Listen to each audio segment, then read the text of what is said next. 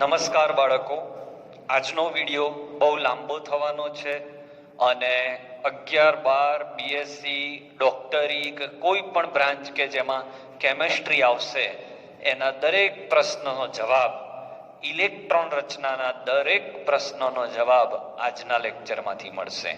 આજના લેક્ચર પછી એક વિડીયો આવશે એટલે આ ચેપ્ટર પૂરું થઈ જશે. વચ્ચે સાય વિરુદ્ધ આર, સાય સ્ક્વેર વિરુદ્ધ આર ના આલેખો છે એ આપણે શોર્ટમાં સમજાવીશું, બાકી એની બહુ જરૂર નથી. તો આજનો ટોપિક છે, બહુ ધ્યાનથી સાંભળજો, વિડીયો લાંબો થશે. તમે અડધેથી સ્કીપ કરીને જોશો, એન્ડ જોઈ લેશો તો ખબર નહીં પડે. આખું 11મું ને આખું 12મું હેરાન થશો. તો ઇલેક્ટ્રોન ગોઠવણીના નિયમોમાં સૌથી પહેલો નિયમ છે ઇલેક્ટ્રોન ગોઠવણીના નિયમ. એટલે ઇલેક્ટ્રોનને ક્યાં ભરવા, કેવી રીતે ભરવા, કેટલા ભરવા. તો એમાં પહેલો નિયમ આવે છે આઉફબાઉનો નિયમ. આઉફબાઉનો નિયમ. આઉફબાઉ એ જર્મન ભાષાનો શબ્દ છે. આઉફબાઉ એ જર્મન ભાષાનો શબ્દ છે જેનો અર્થ થાય છે ગોઠવણી અથવા રચના. ઓકે, આઉફબાઉનો અર્થ થાય છે ગોઠવણી અથવા રચના. આઉફબાઉના નિયમથી તમને શું માહિતી મળે? કે ઇલેક્ટ્રોન ક્યાં ભરાશે એની માહિતી મળે.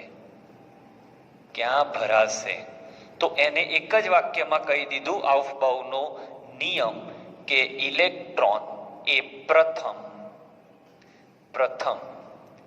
ઓછી ઉર્જા ધરાવતી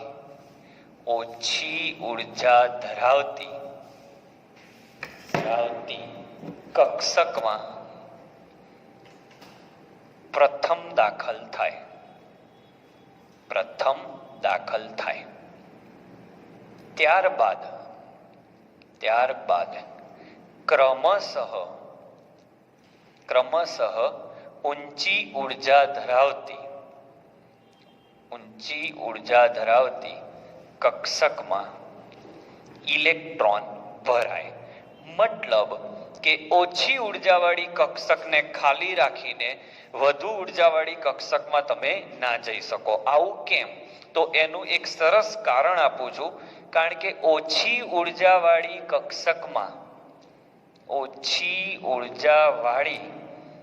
કક્ષકમાં જો તમે ઇલેક્ટ્રોન ભરો તો પરમાણુની ઉર્જા પણ ઓછી થાય.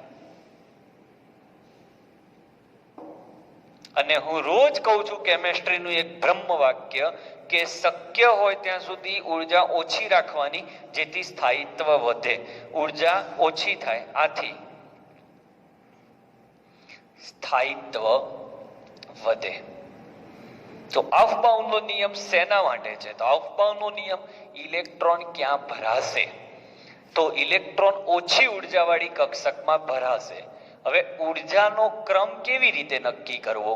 તો ઉર્જાનો ક્રમ હું નક્કી કરતા શીખવાડું. એ બહુ ઈઝી મેથડ છે, એ જ યાદ રાખજો. બહુ જ સહેલી મેથડ છે. તો ઉર્જાનો ક્રમ કે ઇલેક્ટ્રોન પહેલા કઈ કક્ષકમાં ભરાશે કોણ નક્કી કરશે?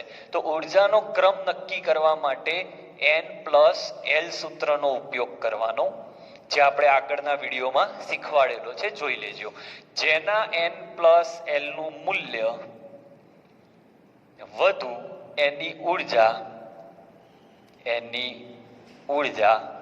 વધુ.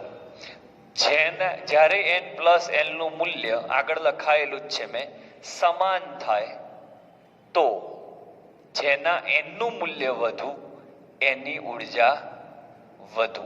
આ ધ્યાન રાખવાનું.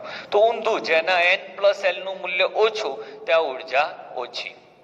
હવે આપણે વાત કરીએ તો આ જે ઉર્જાનો ક્રમ છે યાદ કેવી રીતે રાખવો? બહુ ઈઝી મેથડ, કોઈ જ પ્રકારની માથાકૂટ વગર, કોઈ ટેકનિક નહીં, કશું જ નહીં. તો આપણે ચેપ્ટર 3માં આવર્ત કોષ્ટક ભણ્યા છીએ એની મદદથી ઉર્જાનો ક્રમ શીખવાડી દઉં. પહેલું તમારે લખવાનું અહીંયા 1s, અહીંયા કશું ના હોય, 2s 2p. હું જેમ લખું એમ જ લખજો. 3s 3p, 4s 4p, 5s 5p, 6s 6p, 7s 7p. આટલું લખી દીધું. હવે પહેલા, બીજા અને ત્રીજા આવર્તની અંદર ડી વિભાગ નથી. ચોથા આવર્તમાં ડી વિભાગ છે, તો આનાથી એક ઓછું કરો એટલે 3d, આનાથી એક ઓછું કરો 4d, આનાથી એક ઓછું કરો 5d અને આનાથી એક ઓછું કરો 6d. હવે છઠ્ઠા અને સાતમા આવર્તમાં f છે, તો આનાથી એક ઓછું કરો 4f, આનાથી એક ઓછું કરો 5f. તો આ થઈ ગયો તમારો ઉર્જાનો ક્રમ. આજ યાદ રાખો, કશું ગોખવાની જરૂર જ નથી. એનો મતલબ એ થયો કે ઇલેક્ટ્રોન પહેલા 1s માં ભરાય, એ પેક થાય, પછી 2s માં ભરાય, એ પેક થાય, પછી 2p, પછી 3s 3p, 4s 3d 4p, 5s 4d 5p, આમ જવાનું. આ પૂરું, પછી આ રીતે ભરવાનું. ચલો ફરીથી ટેકનિક શીખવાડી દઉં. ફરીથી આખી ટેકનિક શીખવાડી દઈએ, જોઈ લઈએ બાળકો. ચલો તો ફરીથી આપણે જોઈએ કેવી રીતે હતું. તો અહીંયા આપણે 1s લેતા હોઈએ છીએ, અહીંયા 2s 2p, અહીંયા 3s 3p લખી લઈશું, અહીંયા 4s 4p લખીશું, અહીંયા 5s 5p, 6s 6p, 7s 7p. આટલું લખી દેવાનું. ફરીથી 4 નંબરથી ડી કક્ષક ચાલુ થાય, એક ઓછું કરવાનું. 5 હોય તો 4 લખવાના, 6 હોય તો 5 લખવાના, 7 હોય તો 6 લખવાના. હવે એમાં એક ઓછું કરવાનું. ડી માં 5 છે તો અહીંયા 4 લખીશું ને અહીંયા 6 છે તો અહીંયા 5. તો પહેલા અહીંયા ભરાશે, પછી અહીંયા, પછી અહીંયા, આ રીતે આગળ વધવાનું છે. આમ ઓકે. તો અહીંયા આફબાઉનો નિયમ પૂરો થાય છે. સ્ક્રીનશોટ લઈ લો. હવે આને કેવી રીતે લખી શકાય? કોઈ એમ પૂછે કે ઉર્જાનો ક્રમ ગોઠવો, તો આ રીતે આવે. 1s સૌથી ઓછી ઉર્જા, 2s એનાથી આગળ 2p, એનાથી આગળ 3s, એનાથી આગળ 3p, એનાથી આગળ 4s, એનાથી આગળ 3d, એનાથી આગળ 4p, એનાથી આગળ 5s, એનાથી આગળ 4d, એનાથી આગળ 5p, અહીંયા 6s 4f 5d 6p, 7s 5f 6d અને 7p. યાદ રાખજો, હાઇડ્રોજન માટે આ ઉર્જા 2 નંબરની ઉર્જાઓ બધી સરખી, 3 નંબરની સરખી, 4 નંબરની સરખી. કોના માટે? હાઇડ્રોજન માટે આ જ વસ્તુ આ રીતે આવે. 1s પછી 2s બરાબર 2p, એનાથી વધારે 3s બરાબર 3p બરાબર 3d. હાઇડ્રોજન માટે આ રીતે આવે. આંકડા સમાન તો ઉર્જા સમાન. સ્ક્રીનશોટ લઈ લો. પહેલો નિયમ અહીંયા પૂરો, આફબાઉનો નિયમ. બાળકો હમણાં જ ભણ્યા, ઇલેક્ટ્રોન ક્યાં ભરાશે? તો ઓછી ઉર્જા ધરાવતી કક્ષકમાં ભરાશે. હવે આપણે વાત કરીએ ઇલેક્ટ્રોન કેટલા ભરાશે, એક કક્ષકમાં ઇલેક્ટ્રોન કેટલા ભરાશે? એનો જવાબ આપશે પૌલી. ઓકે. એને એક વાક્ય વાપર્યું કે એક કક્ષકમાં, એનો નિયમ, એક કક્ષકમાં વધુમાં વધુ 2 જ ઇલેક્ટ્રોન ભરાઈ શકે. ઓકે. અને એમાં બીજો સિદ્ધાંત આપ્યો જેને નિષેધ સિદ્ધાંત કહેવાય છે. નિષેધ એટલે નકારાત્મક વાક્ય.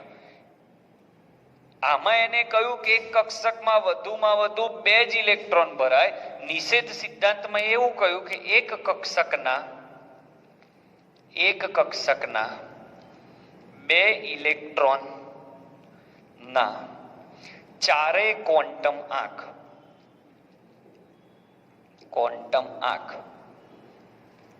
ક્યારે સમાન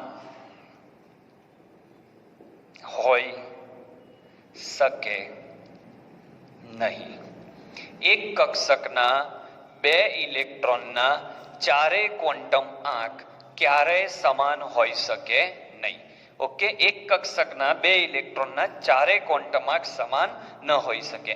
વાક્યોને સમજવા માટે આપણે ઉદાહરણ લઈએ તો S ની કક્ષકો કેટલી? તો 1. તો એક કક્ષકમાં 2 જ ઇલેક્ટ્રોન ભરાઈ શકે. P તો P ના 3 ખાના હોય આ રીતે. PX, PY, PZ બધામાં 2 ઇલેક્ટ્રોન ભરાય એટલે 6 ઇલેક્ટ્રોન ભરાય ઇલેક્ટ્રોનની સંખ્યા.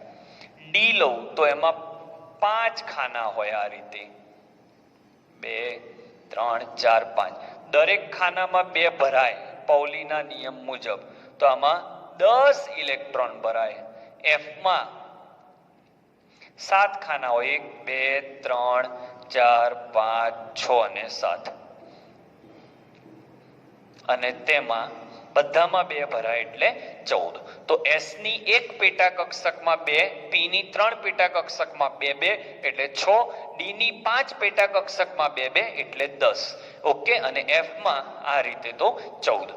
ઓકે, તો S માટે L 0, આના 1, આ 2 અને આ 3 L. આ L નું મૂલ્ય થયું. તો ઇલેક્ટ્રોન કેટલા ભરાય? તો 0 ની અંદર ઇલેક્ટ્રોનની સંખ્યા 2 જ હોય. P 1 ની અંદર તો ઇલેક્ટ્રોનની સંખ્યાનું સૂત્ર થાય યાદ રાખજો 4l + 2. શું સૂત્ર છે? 4l + 2. કક્ષકમાં ઇલેક્ટ્રોનની સંખ્યા હું તમને આપવાનો જ છું સૂત્રો બધા. 4l + 2 જ્યાં l બરાબર 0 મૂકો તો આ 0 તો 2 તો જો એમાં 2 ઇલેક્ટ્રોન ભરાયા. અહીંયા 1 મૂકો તો 4 × 4 = 2 6, 2 મૂકો તો 4 × 2 = 8 ને 2 10, 3 મૂકો તો 4 × 3 = 12 ને 2 14. હવે એક જોરદાર વાક્ય નિષેધ સિદ્ધાંત. શું લખ્યું છે નિષેધ સિદ્ધાંતમાં? કે એક કક્ષકના 2 ઇલેક્ટ્રોનના ચારેય ક્વોન્ટમાર્ક સમાન ન હોઈ શકે.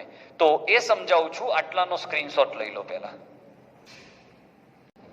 હવે આપણે આ વાક્ય સમજીએ. એક કક્ષકમાં 2 ઇલેક્ટ્રોન હોય જેના ચારેય ક્વોન્ટમાર્ક સમાન હોઈ શકે નહીં. હવે પહેલી વાત આપણે સોલ્વ કરીએ કે એક કક્ષકના ચારેય ક્વોન્ટમાર્ક 2 ઇલેક્ટ્રોનના ચારેય ક્વોન્ટમાર્ક સમાન ના હોય. ધારી લો કે હું આ px ને ધ્યાનમાં લઈ લઉં. px ને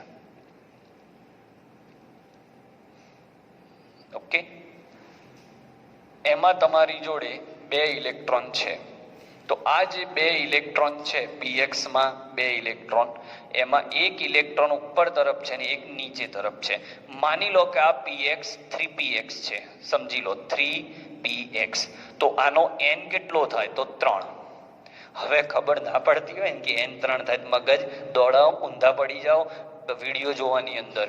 આ આગળનો આંકડો n કહેવાય. તો આના માટે પણ 3 અને આના માટે પણ 3, કારણ કે આ બંને ઇલેક્ટ્રોન છે તો 3px માં જ સમજજો. હવે L કેટલો? તો P માટે L કેટલો થાય? 1. તો અહીંયા પણ 1, અહીંયા પણ 1.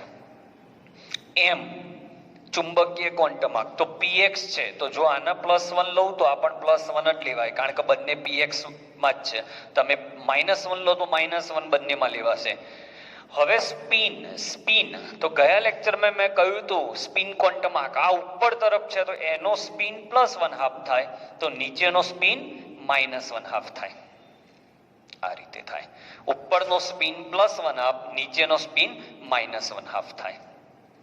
સમજાય છે? તો ધ્યાનથી તમે જુઓ, એક કક્ષકમાં રહેલા 2 ઇલેક્ટ્રોનના ચારે ક્વોન્ટમ આંક, ફરીથી એક કક્ષકમાં રહેલા 2 ઇલેક્ટ્રોનના ચારે ક્વોન્ટમ આંક ક્યારેય સમાન હોતા નથી. 3 ક્વોન્ટમ આંક સમાન હોઈ શકે પણ સ્પિનની બાબતમાં એ હંમેશા જુદા પડે છે. આનો સ્પિન અને આનો સ્પિન જુદો જ હોય. તો આવો MCQ પૂછાય કે એક કક્ષકના ચારે ક્વોન્ટમ આંકમાંથી કયો ક્વોન્ટમ આંક જુદો જ હોય? તો કયો? સ્પિન ક્વોન્ટમ આંક. આ 3 ક્વોન્ટમ આંક સમાન હોઈ શકે છે.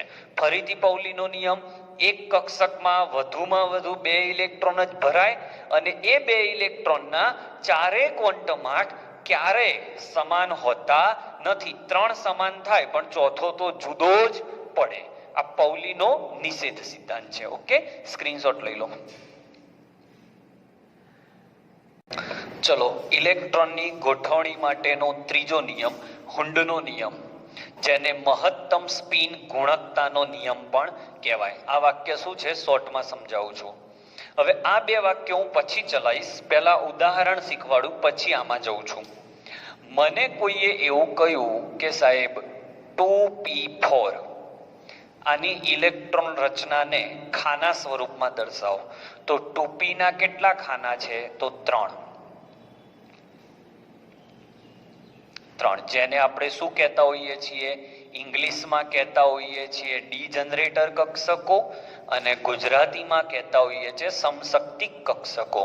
તો 3 સમશક્તિક કક્ષકો થઈ px, py અને pz. px, py અને pz. px તો p4 એટલે એક અહીંયા ઇલેક્ટ્રોન ભરવાની રીત.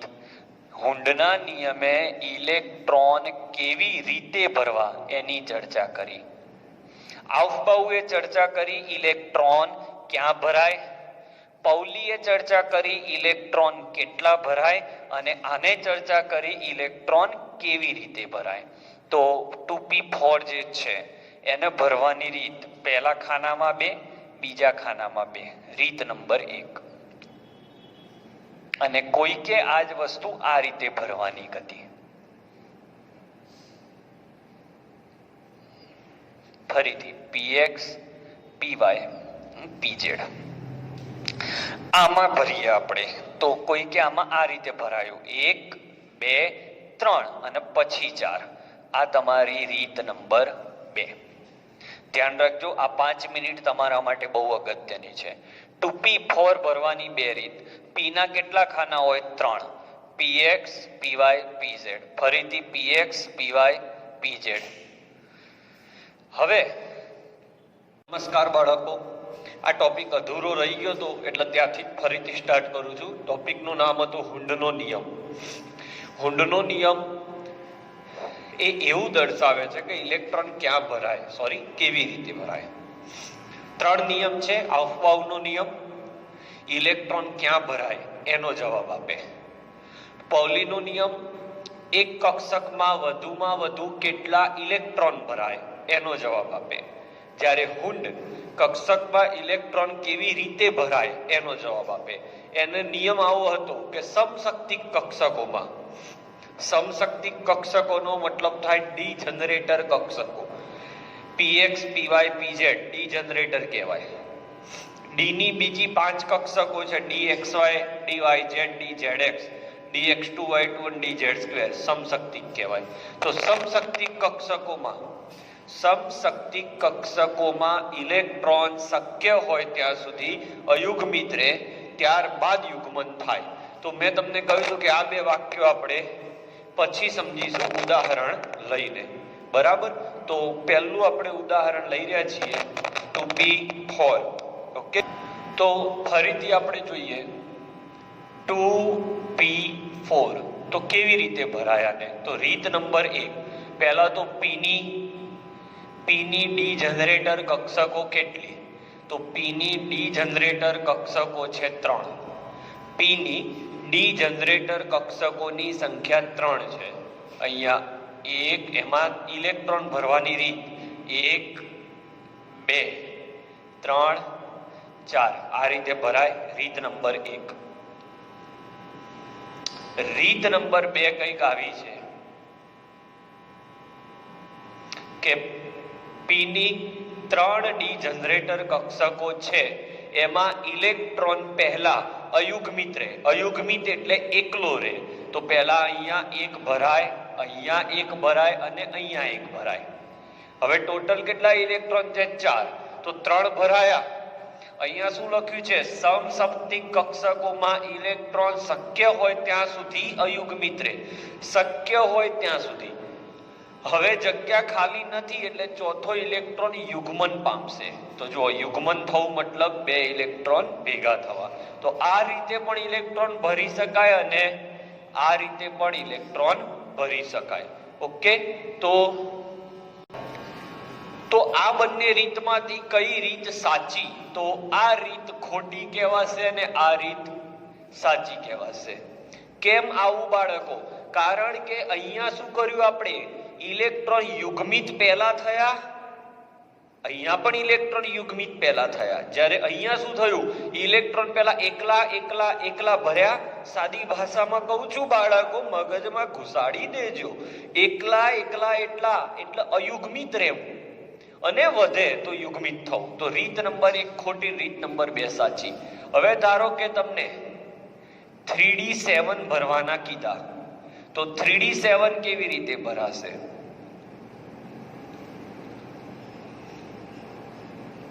3d7 તો d ના 5 ભાગ, 1 2 3 4 અને 5. હવે 3d7 ભરવાની પણ 2 રીત જોઈએ. પહેલા 1 2 3 4 5 6 અને 7.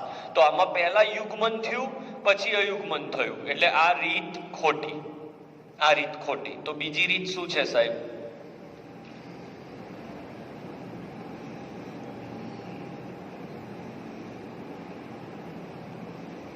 બીજી રીત શું છે? તો હવે 7 ઇલેક્ટ્રોન ભરવાની રીત.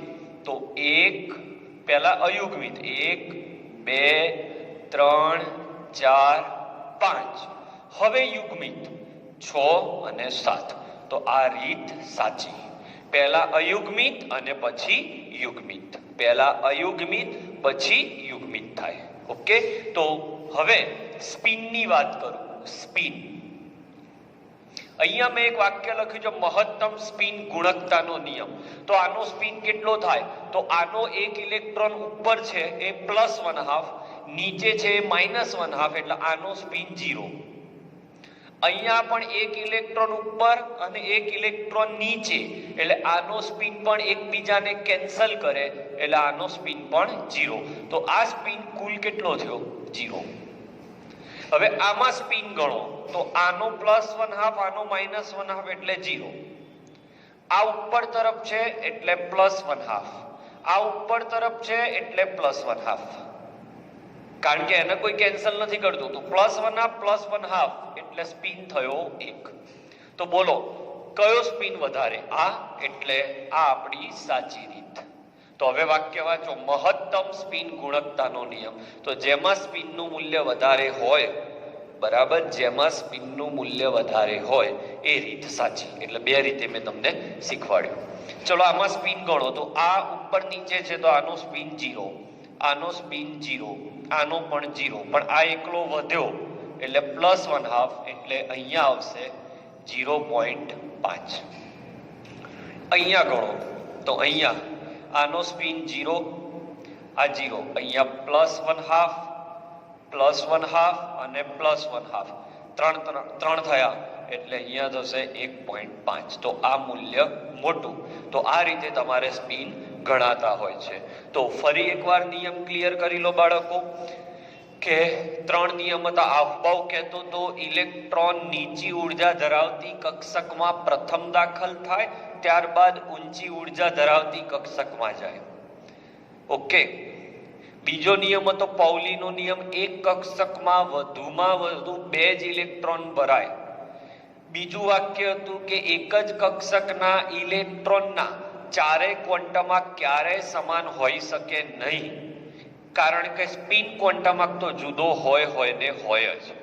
હુન્ડનો નિયમ કે ઇલેક્ટ્રોન જ્યારે સમશક્તિ કક્ષકોમાં ભરાય ત્યારે યુગ્મન પહેલા નહીં કરવાનું, પહેલા અયુગ્મિત રાખવાના. એટલે બધાના ઇલેક્ટ્રોન સીધા રાખવાના. સીધા રાખવા મતલબ સ્પિન શક્ય હોય ત્યાં સુધી સમાંતર રાખવાની. આ બધા પહેલા ઉપર સીધા રાખવાના, આમ એક, આમ તો આમ અને આમ. તો સ્પિન ત્રણેયની એક જ તરફ છે, સમાંતર. પછી જગ્યા ના વધે તો જ તમારે યુગ્મન કરવાનું, અને આવું કરવાથી સ્પિનનું મૂલ્ય ઊંચું આવે છે. ઓકે. તો હવે હું તમને હોમવર્ક આપું છું. હોમવર્ક આ છે કે તત્વ 1 થી 10 ના ઇલેક્ટ્રોન રચના ખાનાવાળી મેથડથી લખવાની, અને દરેકનો સ્પિન બાજુમાં લખવાનું. જેમ કે હાઇડ્રોજન લખવો છે તો હાઇડ્રોજનની ઇલેક્ટ્રોન રચના થાય 1s1 તો 1s નું એક ખાનું, એમાં એક ઇલેક્ટ્રોન અને એનો સ્પિન 0.5. આ રીતે 10 તત્વોનું લખવાનું. ઇલેક્ટ્રોન રચના પણ લખવાની, ખાના પણ દોરવાના અને એનો સ્પિન પણ લખવાનો. ઓકે, તો આ સાથે ઇલેક્ટ્રોન રચના માટેની ગોઠવણીના નિયમો અહીંયા પૂરા થાય છે. વિડીયો ઓછામાં ઓછો 2 વાર જોજો. આ જે 3 નિયમ કીધા એ નહીં આવડે તો તમે ભરાઈ જશો. ઓકે, સ્ક્રીનશોટ લઈ લો.